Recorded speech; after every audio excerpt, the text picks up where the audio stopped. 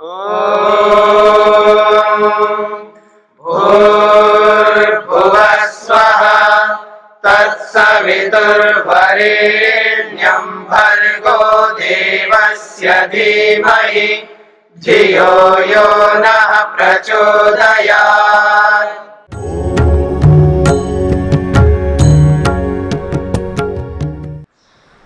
सूक्ष्म शरीर उपभोग तो कराता है, लेकिन बिना स्थूल शरीर के नहीं करा सकता। सूक्ष्म शरीर उपभोग तो कराएगा, लेकिन बिना स्थूल शरीर के नहीं करा सकता। स्थूल शरीर जब तक है तब तक उपभोग कराएगा, और स्थूल शरीर नहीं है तो कुछ नहीं करा सकता। तो इसलिए स्थूल शरीर एक बहुत बड़ा माध्यम है उपभोग करने का और करवाने का भी। ये भी याद रखना, एक तो हम खुद उपभोग करें और दूसरों को भी हम कराते हैं उपभोग। तो बिना स्थूल शरीर के आप दूसरे को उपभोग भी नहीं करा सकते। किसी दूसरे को मदद करना हो आपको स्थूल शरीर चाहिए, और किसी की हानि करना चाहते हो तो भी स्थूल शरीर चाहिए। हाँ, ये समझ लेना। तो अब स्थूल शरीर तो रहा नहीं, आपका जला दिया है, शरीर से निकल गए। अब आप न किसी को मदद कर सकते हो, न किसी को हानि कर सकते हो। किसी को न सुख पहुंचा सकते हो, किसी को हानि पहुंचा सकते हो। जब ऐसा हो ही नहीं सकता, तो फिर ये जो बातें चलती है ना संसार में, वो सब शास्त्रों के ना जानने से, सिद्धांत को ना समझने से, जानकारी के ना होने से ये सब बातें चलती रहती है, और दुखी होते रहते, परेशान होते रहते। ठीक है ना। और किसी के शरीर में आत्मा आ जाती है, और कोई कोई किसी के शरीर में तो भगवान भी आ जाता है। अच्छा, ये जो भगवान आता है ना किसी के शरीर में, वो किसके शरीर में आता है? कभी सुना है कि किसी इंजीनियर के, किसी डॉक्टर के, किसी आईएएस अफसर के, अफसरानी के शरीर में ये भगवान या किसी की आत्मा आती हो? किसके अंदर आती है? जो बेचारे पढ़े लिखे नहीं होते हैं, जो पढ़े लिखे नहीं होते हैं। हाँ, समझना, जो पढ़े लिखे नहीं होते हैं उनके शरीर में ही आते हैं सब। पता नहीं पढ़े लिखे के शरीर में क्यों नहीं आते। तो समझ में आ रहा है ना आपको? और जिनके शरीर में वो आते हैं तो बेचारे वो बेरोजगार होते हैं, ठीक है, और निर्धन होते हैं, जिनके घर नहीं होते ढंग से, जिनके वस्त्र नहीं होते ढंग से, उन्हीं के शरीर में भगवान आते। फिर वो लोग उपाय देते हैं, बताते दूसरों को। अरे खुद को तो ठीक नहीं कर सकते बेचारे, खुद के लिए तो खाना पीना ठीक से नहीं है, खुद के लिए कुछ नहीं है, और वो दूसरों को उपाय बताते, दूसरों को आगे बढ़ाते हैं, उन्नत करते हैं। ये सब जो है क्या होता है? जो भी होता है वो यथार्थ नहीं होता है। मेरी बात समझ रहे ना? जो भी होता है वो यथार्थ नहीं होता है। अगर यथार्थ होता हो तो वो खुद के लिए कुछ नहीं करते। ठीक है, वो खुद कैसे करेंगे? तब तो देवता है हुआ, तो वो तो अपने वश में तो है नहीं। तो अपने बच्चों को, अपने परिवार को बिठाओ ना सामने, बिठा करके, हे देवता तुम हमारे लिए कुछ उपाय बताओ, हमारा घर ठीक नहीं है, हमारा घर ही नहीं है, घर कैसे मिलेगा हमको, रोटी कैसे मिलेगी हमको, ये कैसे मिलेगा?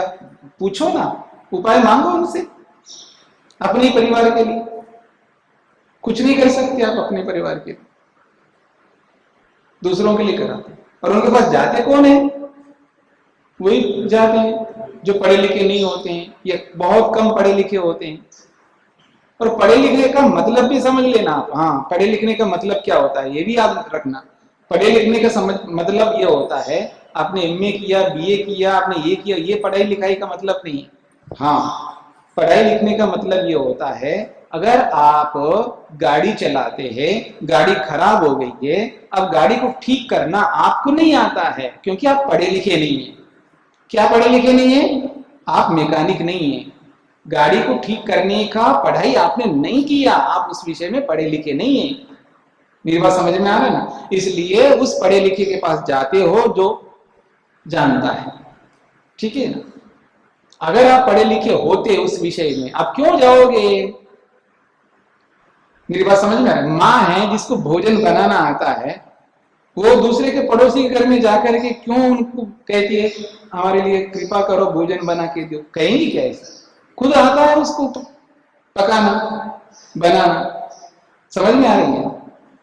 अब वास्तु है, वास्तु, उस विषय में पढ़ाई लिखाई नहीं की आदमी ने, इसलिए परेशान होता रहता। घर के किस कोने में जूते चप्पल रखने चाहिए, किस कोने में भगवान को रखना चाहिए, परेशान होता रहता आदमी। मेरी बात समझ में आ रहा है? परेशान होता नहीं होता? अब ये जो परेशानी किस कारण से हो रही है? पढ़ाई लिखाई नहीं, उस विषय में पढ़ा लिखा नहीं है। और जो पढ़े लिखे लोग बताते तो समझता भी नहीं है, वो समझने का भी पढ़ाई लिखाई करना पड़ता है। हाँ, इसलिए विद्या एक ऐसी विद्या है आदमी के बहुत समस्त दुखों को दूर करने वाली है। इसलिए विद्या पढ़ना, विद्या को प्राप्त करना बेहद जरूरी है। जब भगवान सब जगह रहता है, भले आदमी भगवान को कहीं भी रखो, क्या फर्क पड़ता है? आपको भगवान को रखना है ना। अब भगवान जब सब जगह रहता है तो कहीं भी रखो ना, क्या फर्क पड़ता है? हाँ, ये जरूर फर्क पड़ता है। आपका किचन है, भोजनालय आपने जो बना रखा है, उसके बिल्कुल उसके साथ सटा हुआ टॉयलेट क्यों बनाते हो? मत बनाओ ना, दूर बनाओ ना। ये तो बात समझ में आती है, ठीक है। वास्तु तो ये है कि किधर टॉयलेट होना चाहिए, ठीक है ना, किधर किचन होना चाहिए। वास्तु ये है कि सूर्य किधर से निकल रहा है तो आपका द्वार किस ओर होना चाहिए, ये वास्तु है, ठीक है ना। और हवा कैसे आ रही है, कैसे जा रही है, ये वास्तु है। मेरी बात समझ रहे ना? वास्तु को समझना। गृह सूत्र होते हैं ना, गृह सूत्रों में ये सब वास्तु है। 3 प्रकार के शास्त्र हैं, एक धर्म सूत्र, एक गृह सूत्र और एक श्रोत सूत्र। और गृह सूत्रों में सारी चर्चा है, कैसे मकान बनाए जाते हैं, कैसे। तो ये पढ़ाई लिखाई करना पड़ता है आदमी, फिर वो परेशान नहीं होगा। नहीं तो आदमी परेशान हो रहा, वो इंजीनियर भी है, वो डॉक्टर भी है, वो वकील भी है, लेकिन वो परेशान हो रहा है क्योंकि घर के विषय में उसने पढ़ाई लिखाई कुछ की नहीं, इसलिए परेशान होता है। तो इसलिए जितने भी लोग कहते हैं आत्मा भटक रही है, भटक रहा है, परेशान हो रहा है, मेरे शरीर में आत्मा आता है, उसके शरीर में आत्मा आता है, जी मेरे किसी ने कुछ कर दिया, ऐसा लगता है जी मैं बहुत दुखी हूं जी। अरे कमाल है, वो कैसे कर सकता है आपको? वो अपने जगह पर बैठा है, वो आदमी अपने घर पे बैठा है, वो दूर बैठ करके आपको क्या कर सकता है? कुछ नहीं कर सकता है आपको दूर बैठ करके। आपको कुछ करना है तो आपके पास आना पड़ेगा आपको। इसलिए इस बात को समझ लो, बिना स्थूल शरीर के कुछ भी नहीं कर सकता आत्मा। ना लिंग शरीर कुछ कर सकता है, ना आत्मा कुछ कर सकता है। इसलिए टेंशन फ्री रहो, दुखी मत रहो, बिंदास रहो, खुश रहो, प्रसन्न रहो, चिंता मुक्त रहो। इसलिए डरो मत। हाँ, ये डर मन से निकाल दो। इस बात को समझ लो, ये कहना चाहता है यहाँ पर जी। तो ये श्राप और आशीर्वाद तो शारीरिक नहीं है, ये तो देखिए ये सब मानसिक प्रभाव देता है। ये 3 प्रकार का प्रभाव हमारे ऊपर पड़ता है। एक तो खुद करते तो भी प्रभाव पड़ता है, दूसरे करते तो प्रभाव पड़ता है, और दूसरों के करने को देख करके हम पर परिणाम भी आता है। तो जब कोई व्यक्ति आपको आशीर्वाद देता है तो उस आशीर्वचनों को सुनकर के आपका मन प्रसन्न होता है। और आशीर्वाद केवल इतना ही नहीं करना होता, आप खुश रहो इतना ही बोलना नहीं होता है, गॉड ब्लेस यू इतना ही कहना नहीं है आपको। हाँ? आपको ये भी कहना है मेहनत करो, खुश रहो, प्रसन्न रहो, खूब मेहनत करो, ये भी तो आशीर्वाद है। खूब मेहनत करो, पुरुषार्थ करते रहो, ये भी बोलना पड़ेगा ना।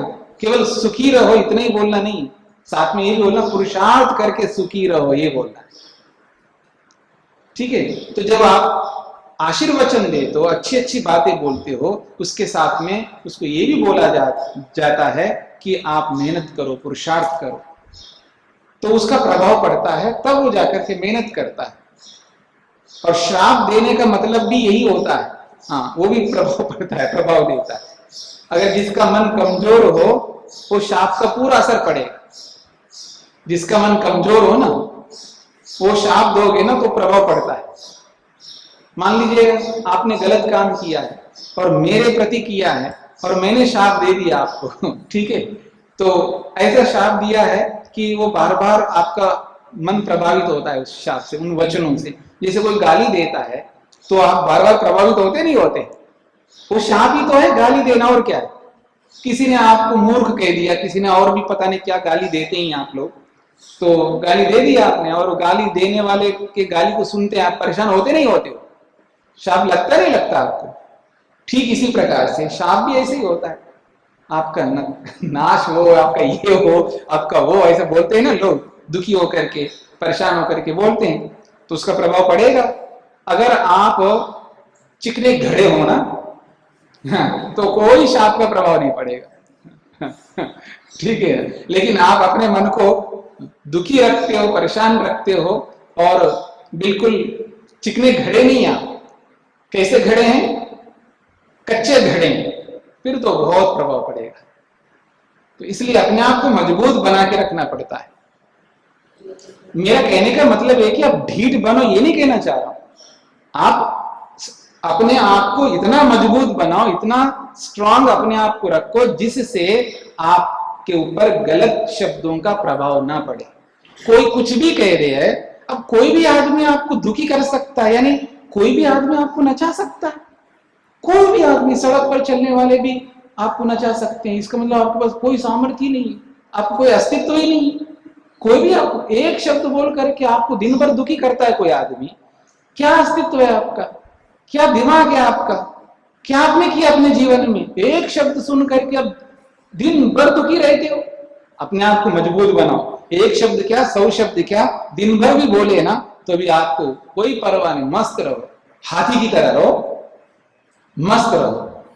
ये पढ़ने का यही तात्पर्य है, इस पढ़ने का सारी यही है। ये सब पढ़ करके भी हम दुखी रहे तो इस पढ़ने का मतलब ही नहीं रहे।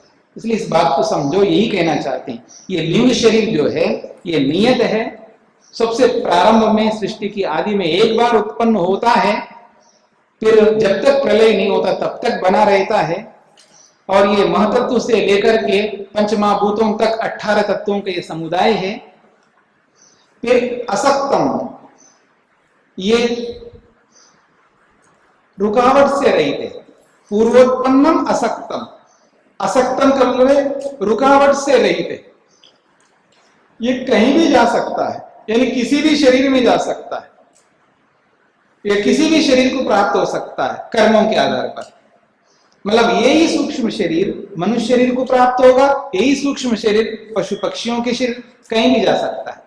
अथवा असक्तम कहते हैं जब शरीर छूट जाता है तो ये कहीं भी जाकर के रह सकता है, कोई रोक नहीं सकता उसको। सूक्ष्म शरीर जो है इसको कहते हैं अनुशयी। अनुशयी होता है ना, अनुशयी आत्मा। जो अनुशयी आत्मा होता है ना, वेटिंग लिस्ट पर जो वेटिंग में रहने वाला आत्मा होता है ना, जिसको भगवान जो है वेटिंग में रखता है, इस शरीर से छूटते तुरंत किसी शरीर में जा सकता है तो जाएगा, किसी योनि में जा सकता है तो जाएगा, जैसे उसके कर्म है। अगर उसके लिए तैयार नहीं है, उसके ऐसे कर्म है, तो अभी शरीर तैयार नहीं हो रहा है, ना कोई ऐसा संयोग हो रहा है कहीं पर इस तरह का, उसके योग्य, उसके लायक, उसके कर्मों के अनुरूप कोई अभी परिस्थिति नहीं है, तो क्या करेगा भगवान?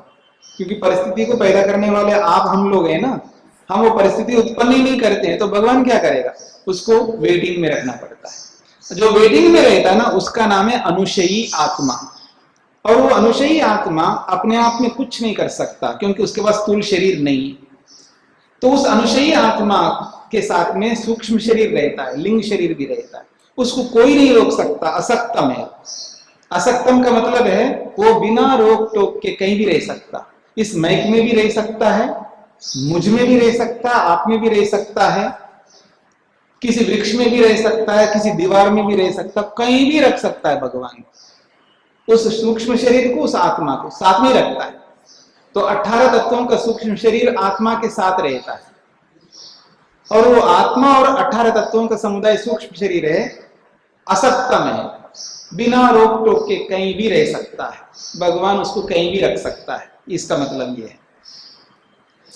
फिर कहा निरुपभोगम, बिना स्थूल शरीर का वो उपभोग नहीं कर सकता। स्वामी जी, ये सूक्ष्म शरीर आत्मा के साथ होने से कहीं भी जा सकता है या अपने आप में भी इंडिपेंडेंट है? नहीं, अपने आप नहीं रह सकता वो, आत्मा के साथ। आत्मा के साथ रहे, क्योंकि जहां भी उसको जाना है, आत्मा को जाना है, और आत्मा के साथ ही सूक्ष्म शरीर रहेगा। जब आत्मा कहीं प्रवेश करेगा किसी भी शरीर में, वो सूक्ष्म शरीर के साथ ही प्रवेश करता है। फिर कहते हैं भावई अधिवासितम, ये भावों से युक्त है। अधिवासितम का मतलब युक्त है, भावों के साथ वो सूक्ष्म शरीर रहता है। ये जो भाव है इसी के ऊपर हमारा सारा का सारा जीवन निर्भर है। भाव, अपने भावों को बदलो, अपनी दृष्टि को बदलो, बोलते हैं ना, अपने भावों को बदलो। ये भाव क्या है? धर्माधर्म। ये जो भाव है ये है धर्माधर्म, इसी के ऊपर सारा का सारा खेल है। ये सृष्टि का जो खेल है, ये जो सर्ग है ना, ये जो प्रपंच है, इसी भाव के ऊपर निर्भर करता है। भाव का मतलब है धर्माधर्म।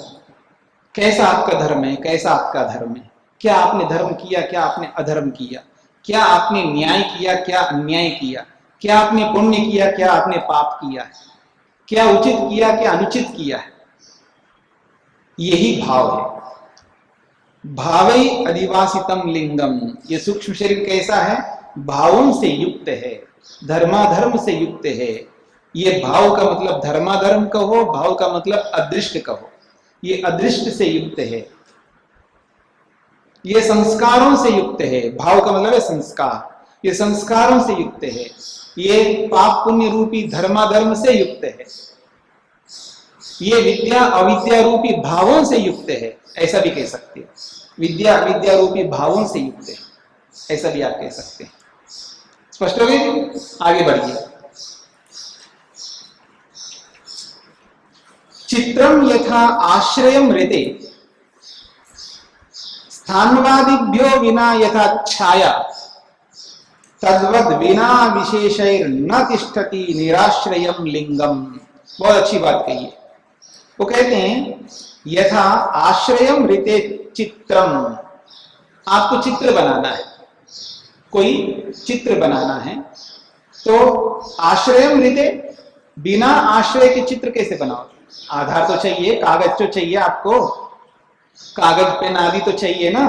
तो यथा आश्रयम ऋते चित्रम, बिना आश्रय के, बिना आधार के चित्र नहीं हो सकता, चित्रित नहीं कर सकते। एक बात फिर कही स्थानवादिभ्यो बिना यथा छाया, छाया जो है बिना ठूंठ के, बिना आपके, बिना मेरे के, बिना मकान के छाया कहां से लाओगे? मेरी बात समझ में आ रही है? स्थानवादिभ्यो बिना यथा छाया, छाया के लिए कोई तो चाहिए ना आपको वस्तु दूसरी। तो कहते हैं स्थानु, कहते हैं ठूंठ को, और आदि से, चाहे वो ठूंठ का हो, चाहे वो दीवार का हो, चाहे मकान का हो, चाहे आपका मेरा हो, किसी के बिना वो छाया नहीं बन सकती। ये स्पष्ट हो गया? तद्वत, उसी के समान, विना विशेष न तिष्ठति निराश्रयम लिंगम। ये जो लिंग शरीर है, सूक्ष्म शरीर है, बिना स्थूल शरीर के नहीं रह सकता। यानी बिना स्थूल शरीर का नहीं रह सकता, मतलब बिना स्थूल शरीर का कोई काम करे। मेरी बात समझ में आ रही? बिना स्थूल शरीर के, बिना विशेषों के सूक्ष्म शरीर की कोई किसी भी काम का नहीं, कोई मतलब ही नहीं उसका। जब स्थूल शरीर ही नहीं है तो मन क्या करेगा? स्थूल शरीर ही नहीं है, अहंकार क्या करेगा? स्थूल शरीर ही नहीं है, बुद्धि क्या करेगी? निर्णय क्या करेगी? किसके लिए निर्णय करेगी? शरीर ही नहीं। निर्णय तब करेगी ना बुद्धि जब स्थूल शरीर हो। जब स्थूल शरीर है तो निर्णय किसके लिए करेगी? मेरी बात समझ में आ रहा है? मैं रहूंगा ही नहीं है तो मेरी बुद्धि जो भी निर्णय करेगी तो क्या करेगी? वो स्थूल शरीर ही नहीं है। या आप मेरे लिए कुछ निर्णय करोगे तो क्या करोगे जब मैं ही नहीं रहा? इसलिए हम लोग क्या करते हैं ना, व्यक्ति के रहते हुए तो उस व्यक्ति का महत्व नहीं रहता, उसको महत्व नहीं देते, पर जब व्यक्ति चला जाता है ना उसका बहुत महत्व रहता है। ये समझ नहीं पाता आदमी। जब माता पिता सामने होते हैं ना, देखते तक नहीं, परेशानी होती है उनको। एक माता पिता, मतलब एक जोड़े ने 5 लोगों को पाल सकती है, एक जोड़ा 5 लोगों को पाल सकता है, लेकिन 5 लोग मिलकर के एक जोड़े को नहीं पाल पाते। अब मेरी बारी हो गई, 1 महीना हो गया ना माँ, अब जाओ दूसरे के पास। कमाल है। 1 महीना हो गए, 3 महीने हो गए, अब दूसरे के पास जाओ। 3 महीने भारी हो रहे, तो 3 महीने बीत जाते ना, किसी कारण से 15 दिन और रह जाए ना, एक ओह क्या कहना है, क्या बहू है, उस बहू को ये पता नहीं लगता कभी मैं भी सास बनूंगी। ठीक है ना, उस बहू को ये पता नहीं लगता कभी मैं भी सास बनूंगी। ठीक है ना, उस बेटे को ये नहीं पता लगता कभी मैं भी बाप बनूंगा। तो कहने का मतलब है हमें भारी लगता है। तो आदमी जब नहीं रहता, चला जाता है ना, अब उसके लिए कुछ करता है। अब गए, माँ बाप तो है ही नहीं, अब उनके लिए करते हैं। अरे क्या करोगे आप उनके लिए, कुछ नहीं कर सकते, तो वह है ही नहीं। जब है ना, तर्पण करना हो तो जीवित माता पिता का तर्पण करो, मरे हुओं का तर्पण नहीं होता, याद रखना। तर्पण का मतलब तृप्त करने का नाम तर्पण है। तो जीवित माता पिता के लिए तर्पण करो, ठीक है ना, वो पिता है हमारे लिए। पितृतर्पण करना है तो जीवित माता पिता का करना होता है, मरों का नहीं करना होता है। इसलिए जो विद्यमान है उसका वैल्यू होना चाहिए, उसकी कीमत होनी चाहिए, उसका महत्व होना चाहिए, उसकी उपयोगिता होनी चाहिए, उनका आदर सम्मान होना चाहिए। मरने के बाद कुछ भी करते रहो, क्या फायदा है। इसलिए जीवित अवस्था में करना चाहिए। तो इसलिए कह रहे हैं बिना आधार के चित्र नहीं रह सकता, बिना आधार के छाया नहीं रह सकती, ऐसे ही बिना स्थूल शरीर के सूक्ष्म शरीर कुछ भी नहीं कर सकता। ये इसका अभिप्राय है। आगे बढ़िए। पुरुषार्थ हेतुकमिदं निमित्त नैमित्तिक प्रसंगेन प्रकृतेर विभुत्व योगा नटवद व्यवतिष्ठते लिंगम। इसी लिंग शरीर के बारे में, सूक्ष्म शरीर के बारे में ही बोला जा रहा है। पुरुषार्थ हेतुकमिदं लिंगम सूक्ष्म शरीरम।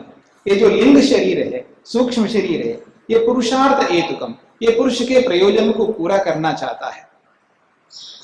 ये जो सूक्ष्म शरीर है ये आत्मा के प्रयोजन को पूरा करना चाहता है। आत्मा का जो प्रयोजन है, इस प्रयोजन को पूरा करना चाहता है। महत्व तो निर्णय इसलिए निर्णय नहीं करता है कि बस निर्णय करना उसका काम है। हम निर्णय इसलिए निर्णय नहीं करते हैं क्योंकि निर्णय करने का सामर्थ्य हमारे पास नहीं है। निर्णय इसलिए करते हैं कि उस निर्णय से अपने प्रयोजन को पूरा करना है। इसलिए याद रखो, निर्णय वो करो जिस निर्णय से अपना प्रयोजन पूरा होता हो।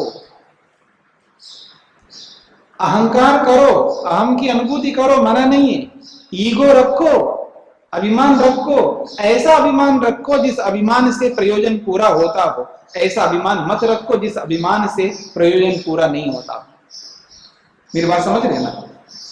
आप बोलते हैं ना आत्मसम्मान होना चाहिए, आत्मसम्मान हो, ये आत्मसम्मान का प्रश्न है। रखो ना आत्मसम्मान, वो आत्मसम्मान रखो जिस आत्मसम्मान से प्रयोजन पूरा होता हो। ये बात कही जा रही है। तो पुरुषार्थ हेतुकमिदं लिंग शरीरम, पुरुष के प्रयोजन को पूरा करने का हेतु है, कारण है कौन? ये लिंग शरीर। और कैसा है? निमित्त नैमित्तक प्रसंगेन, निमित्त नैमित्तक प्रसंग से युक्त है, यानी इसका निमित्त है। निमित्त क्या है? अलग अलग शरीर है, अलग अलग शरीरों के लिए होता है लिंग शरीर। और नैमित्त क्या है? अलग अलग योनियां हैं, अलग अलग योनियों में अलग अलग शरीर। निमित्त और नैमित्त, निमित्त जो है कारण होता है। तो निमित्त क्या है? यहां पर निमित्त वो ले सकते हैं आप, पाप और पुण्य, धर्माधर्म रूपी निमित्त से ये लिंग शरीर काम करता है। और नैमित्तिक जैसे जैसा निमित्त होगा वैसा वैसा नैमित्तिक शरीर मिलेगा। निमित्त के अनुरूप नैमित्तिक की प्राप्ति होती है। निमित्त कारण है और नैमित्तिक कार्य है।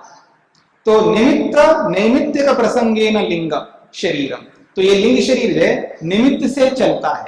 कैसा निमित्त है?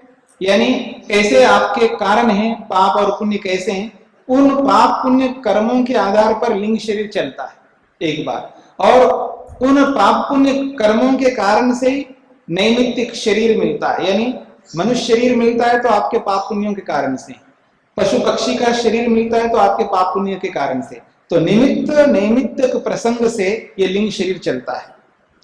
और प्रकृति विभुत्व योगा, और प्रकृति जो है विभु है, यानी प्रकृति तो व्यापक है, प्रकृति सब जगह व्याप्त है, उसकी व्यापकता के कारण से ही, यानी वो हर जगह फिट हो जाती है, प्रकृति हर योनि के साथ जुड़ी हुई है, हर जगह विद्यमान होती है।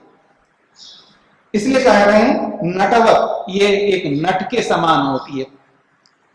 नट होता है ना कलाकार, कभी तो वो रावण भी बनता है, कभी राम भी बनता है, कभी हास्य नट बनता है, हास्य करने वाला होता है, कभी गंभीर होता है, कभी स्त्री भी बनता है, कभी पुरुष भी बनता है, कभी नपुंसक भी बनता है। नाटक करने वाला जो है ना, कलाकार जो है ना, हर पात्र, विशेष कलाकार वही माना जाता है ना जो हर स्थिति में जाकर के वैसे बन जाता है। उसको विलन बना दो बन सकता है, उसको हीरो बनाओ बन सकता है, उसको कुछ भी बनाओ बन सकता है। जैसे नाटक करने वाला हर पात्र में फिट हो सकता है, ऐसे ही लिंग शरीर भी हर पात्र में फिट हो सकता है। चाहे उसको किसी भी योनि में डालो वहीं फिट हो जाएगा, किसी भी शरीर में डालो वहीं फिट हो जाएगा। ये इसका ये अभिप्राय है। तो पुरुषार्थ हेतुकम इदम लिंगम, ये पुरुष के प्रयोजन का कारण बनता है, और अलग अलग निमित्त, धर्माधर्म रूपी निमित्त के कारण से अलग अलग नैमित्तिक शरीरों को प्राप्त करने वाला होता है। प्रकृति विभुत्व योगा, प्रकृति के व्यापक होने के कारण से, प्रकृति हर जगह विद्यमान होने के कारण से नट के समान, एक कलाकार के समान हर जगह ये व्यवतिष्ठते, अपने स्वरूप को प्रतिष्ठित करता है, प्रतिस्थापित कर सकता है ये लिंग शरीर। इसका ये अभिप्राय है। द्यो शान्तिरन्तरिक्षं शान्तिः पृथिवी शान्तिरापः शान्तिरोषधयः शान्तिः वनस्पतयः शान्तिर्विश्वे देवाः शान्तिर्ब्रह्म शान्तिः सर्वं शान्तिः शान्तिरेव शान्ति क्षमा शान्तिरेधि। ॐ शान्तिः शान्तिः शान्तिः।